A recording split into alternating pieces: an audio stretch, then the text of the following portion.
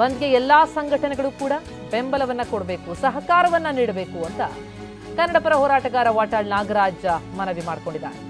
ಕರ್ವೆ ನಾರಾಯಣಗೌಡ ಅವರಿಗೂ ಕರೆ ಮಾಡ್ತೀವಿ, ಪ್ರವೀಣ್ ಶೆಟ್ಟಿ ಕೂಡ ಹೋರಾಟಕ್ಕೆ ಬೆಂಬಲವನ್ನ ನೀಡಬೇಕು ಅಂತ ಕರೆ ಕೊಟ್ಟಿದ್ದಾರೆ.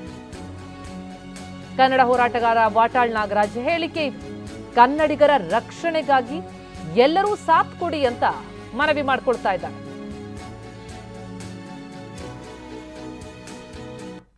ಸರ್, ಈಗಾಗಲೇ ತಾವು ಕೂಡ 22ನೇ ತಾರೀಕು ಅಂದರೆ ಅಖಂಡ ಕರ್ನಾಟಕ ಬಂದ್ಗೆ ಕರೆ ಕೊಟ್ಟಿದ್ದೀರಾ. ಯಾವ ಥರವಾಗಿ ಸಿದ್ಧತೆಯನ್ನು ಮಾಡ್ಕೊಂಡಿದ್ದೀರಾ, ಏನೇನೆಲ್ಲ ರೂಪುರೇಷೆಗಳಿರುತ್ತೆ ಸೋಮವಾರದಿಂದ ಅಂತ? ಸೋಮವಾರದಿಂದ ಇಡೀ ರಾಜ್ಯದ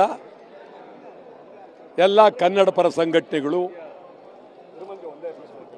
ಎಲ್ಲ ಜಿಲ್ಲೆಯಲ್ಲಿ ತಾಲ್ಲೂಕುಗಳಲ್ಲಿ ಅದ್ಭುತವಾಗಿ ಬಂದ್ಗೆ ಬೆಂಬಲ ಕೊಟ್ಟು ಕೆಲಸ ಮಾಡೋದಕ್ಕೆ ನಾವೀಗಾಗಲೇ ಸ್ವಲ್ಪ ಹೆಚ್ಚು ಕಡಿಮೆ 1,000ಕ್ಕೂ ಮೇಲ್ಪಟ್ಟು ಕನ್ನಡ ಪರ ಸಂಘಟನೆಗಳು ನಮಗೆ ಅವರು ಬಂದ್ಗೆ ಬೆಂಬಲ ಕೊಡಿ ಅಂತೇಳಿ ಈಗಾಗಲೇ ಇಡೀ ರಾಜ್ಯಾದ್ಯಂತ ನನಗೆ ಒತ್ತಾಯ ಮಾಡಿದ್ದಾರೆ.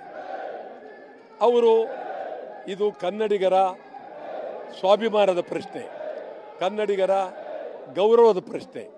ಆ ದೃಷ್ಟಿಯಿಂದ 22 ಬಂದ್ ರಾಜ್ಯದ ಪರವಾಗಿ ಸಂಪೂರ್ಣವಾಗಿ ಯಶಸ್ವಿ ಆಗುತ್ತೆ. ಓಕೆ, ಸೋಮವಾರದಿಂದ ಏನೇನೆಲ್ಲ ಕಾರ್ಯಕ್ರಮಗಳಿರ್ತಾರೆ ಅಂದರೆ ಸೋಮವಾರ ರಾಜಭವನ ಮುತ್ತಿಗೆ ಅನ್ನುವಂಥದ್ದು, ಅತ್ತಿಬೆಲೆ ಗಡಿ ಬಂದ್ ಅನ್ನುವಂಥದ್ದು, ಬೆಳಗಾವಿ ಚೇಲು ಅನ್ನುವಂಥದ್ದು ಯಾವತ್ತು ಸರ್? ಅಂದರೆ 22ನೇ ತಾರೀಕು ಒಳಗಾಗಿ ಯಾವತ್ತು ಇವೆಲ್ಲ ನಡೆಯುತ್ತೆ ಅಂತ? 3ನೇ ತಾರೀಕು ಬೆಳಗ್ಗೆ 11 ಗಂಟೆಗೆ ಬೆಳಗಾವಿ ಉಳಿಸಿ ಮರಾಠಿ ಪುಂಡರನ್ನ ಹೊರಗೆ ಹಾಕಬೇಕು ಅಂತೇಳಿ 3ನೇ ತಾರೀಕು ಸಂಪೂರ್ಣವಾಗಿ ರಾಜಭವನ ಮುತ್ತಿಗೆ. ಈಗ ಮುಖ್ಯಮಂತ್ರಿಗಳನ್ನು ನಾವು ಬೆಂಬಲವನ್ನು ಕೋರಿದ್ದೇವೆ, ರಾಮಲಿಂಗಾರೆಡ್ಡಿ ಅವರನ್ನು ಕೋರಿದ್ದೇವೆ, ಮತ್ತು ಬಹಿರಂಗವಾಗಿ ಎಲ್ಲ ರೈತ ಸಂಘ ಎಲ್ಲರನ್ನೂ ಕೋರಿದ್ದೇವೆ. ನಾರಾಯಣಗೌಡರೇನು ಬೇರೆ ಏನಲ್ಲ, ಅವರು ನಮ್ಮವರೇ, ನಮ್ಮನ್ನು ಬಿಟ್ಟು ಇರೋ ಅತ್ತಿತ್ತ ಹೋಗೋಕ್ಕಾಗಲ್ಲ. ಅವರು ನಮಗೆ ಬೆಂಬಲವನ್ನು ಕೊಡಬೇಕಾಗತ್ತೆ. ಪ್ರವೀಣ್ ಕುಮಾರ್ ಶೆಟ್ಟಿ ನಮ್ಮ ಜೊತೆಲೇ ಇದ್ದಾರೆ, ಅವರು ಬೆಂಬಲವನ್ನು ಕೊಡಬೇಕಾಗತ್ತೆ, ಕೊಡ್ತಾರೆ.